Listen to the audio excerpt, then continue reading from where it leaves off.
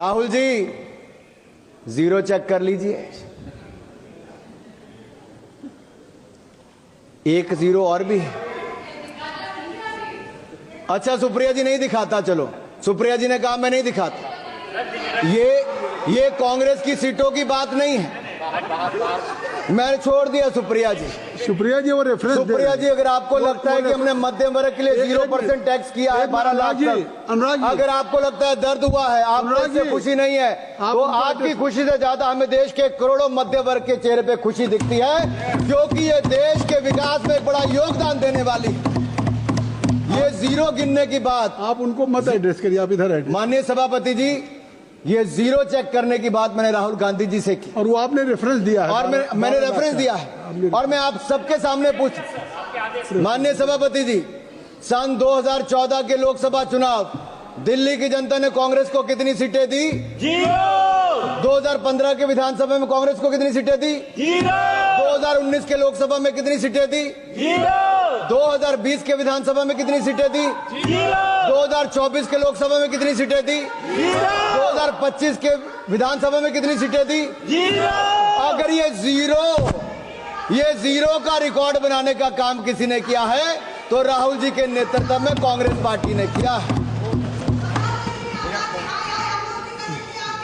आप नहीं, nothing will go on record, nothing will go on record. Sir ये दिल्ली वालों ने तो कांग्रेस को बड़ा जीरो दे दिया, अब बंगाल में भी तृणमूल का जीरो होने वाला है। Kindly address to the chair, nothing will go on the record except Anurag Thakur ji.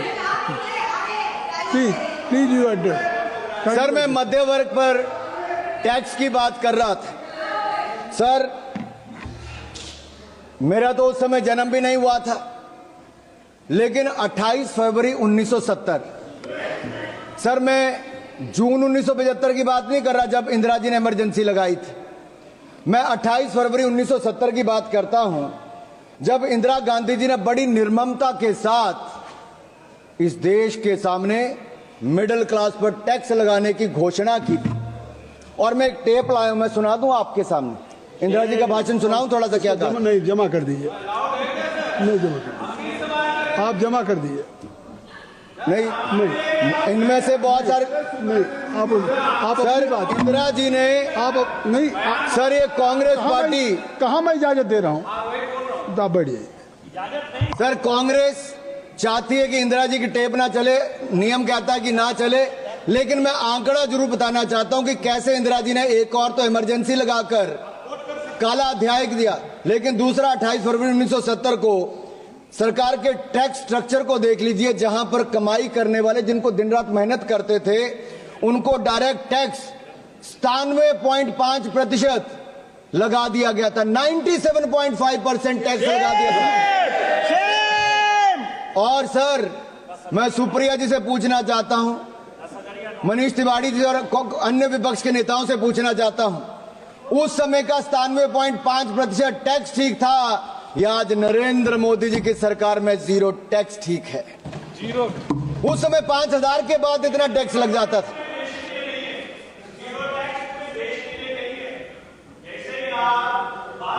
Record में नहीं जा रही, कोई चीज रिकॉर्ड में नहीं जा रही है। Nothing will go on record except Anurag Thakur ji speech. Please आप कहिए। माननीय सभापति जी, आप उधर क्यों देखते हैं? माननीय सभापति, आप इधर देखिए। मैं आपको ही कह रहा हूं माननीय सभापति जी, ये मनीष जी का दर्द बहुत हल्का, क्योंकि इनकी आमदन 12 लाख से ज्यादा हो सकती है, मैं उस पर टिप्पणी नहीं करूंगा, लेकिन जो करोड़ों लोगों की 12 लाख तक की आमदन है, मैं पूरी जिम्मेदारी के साथ कहता हूं 12 लाख तक कोई टैक्स नहीं देना पड़ेगा, जीरो टैक्स है। और मैं याद करा दूं कांग्रेस के अपने मित्रों को, उस समय 5000 की आमदन के बाद 97.5% टैक्स सरचार्ज लगा के कर दिया था। और काला धन अगर किसी के कारण इकट्ठा हुआ, भाई निशिकांत दुबे जी को याद होगा, प्रणब मुखर्जी ने जो अपना व्हाइट पेपर दिया था उस सब में कहा गया था कि काला धन के पीछे कारण क्या है, तो उस समय की कांग्रेस की नीतियां थी जो काला धन करने के लिए काम करना पड़ता था। यही दिया था कि नहीं दिया? अगर ये सब इनके समय, सर हम तो देश के लोगों को ईमानदारी से टैक्स देने की बात कर रहे हैं और देश के टैक्स पेयर का धन्यवाद करते हैं, वो ईमानदारी से टैक्स दे रहे हैं, तो आज जाकर जनता को पक्का मकान भी मिल रहा है, शौचालय भी मिल रहा है, पानी भी मिल रहा है, अनाज भी मिल रहा है। ये मिल रहा है क्योंकि एक ईमानदार सरकार नरेंद्र मोदी जी के नेतृत्व में चल रही है। ये मिडिल क्लास के खाते में सेंधमारी करते थे। सर लीडर ऑफ ऑपोजिशन है नहीं, शायद वो आलोपित हो गए हैं, मैं इस पे नहीं कहूंगा। सर वो बार बार सर बैठे बैठे मत टिप्पणी करिए जावेद साहब।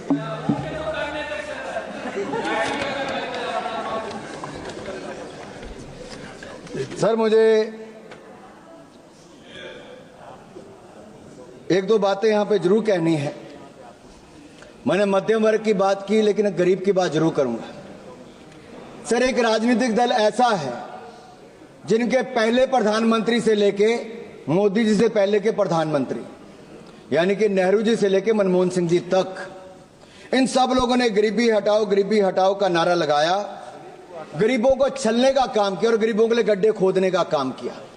लेकिन एक गरीब मां के बेटे नरेंद्र मोदी जी ने मात्र 10 वर्षों में कर दिखाया जो आप 60 साल में नहीं कर पाए। 4 करोड़ गरीबों को पक्के मकान बनाकर दे दिए और 3 करोड़ पक्के और मकान मंजूर कर दिए। लेकिन इनके किसी सांसद की सदस्यता जाने पर जब मकान खाली करने को कहा जाता है तो इनका दर्द तब झलकता है कि मकान खाली कर दिया, मकान नहीं है। आप सोचो 70 साल तक वो लोग कितने अपने मकान को छोड़ना पड़ता था, और मोदी जी ने तो 25 करोड़ गरीबों को मल्टी डिमेंशनल पॉवर्टी लाइन से बाहर निकाला है। ये अपने आप में दुनिया कहती है कि क्या शानदार काम Narendra Modi. But sir, the people who have a habit to go overseas and speak in universities like Oxford, Cambridge, and they say poverty is a state of mind, तो इनके माइंड दिखते हैं, इनकी सोच दिखती क्या है। हमने विदेशी मानसिकता नहीं रखी, हमने देशी अपना जो तरीका है उससे काम किया, और जहां एक और हमने करोड़ों गरीबों को पक्का मकान बनाकर दिया। हमने संकल्प लिया है 2047 से पहले भारत को गरीबी मुक्त करेंगे, जीरो पॉवर्टी बाय 2047 करके दिखाएंगे। लेकिन सर कुछ लोगों की दिक्कत है, कुछ लोग अमेठी रायबरेली जाते हैं तो उनको तो झोंपड़ियां चाहिए थी, सड़कों पे लेटे हुए गरीब चाहिए थे, फोटो सेशन के लिए झोंपड़ी होनी बहुत जरूरी थी, वर्षों तक ये होती रही, कलावती चाहिए थी। अभी वो पिछली बार जरा साउथ से आके वापस नॉर्थ में आए तो पूछ रहे थे झोंपड़ी कोई मिली नहीं, फोटो सेशन कहां करवाएंगे। तो वहां के लोगों ने कहा भाई नरेंद्र मोदी की सरकार ने पिछले 10 सालों में यहां के लाखों गरीबों के लिए पक्का मकान बनाकर दे दिया। अब उनको समृद्धि और स्वाभिमान के साथ जीना सिखा दिया है, और गरीबी रेखा के पार ले जाने का काम नरेंद्र मोदी जी की सरकार ने किया। मैं तो इतना ही कहूंगा, आपने गरीब और गुरमत में उनको रखा।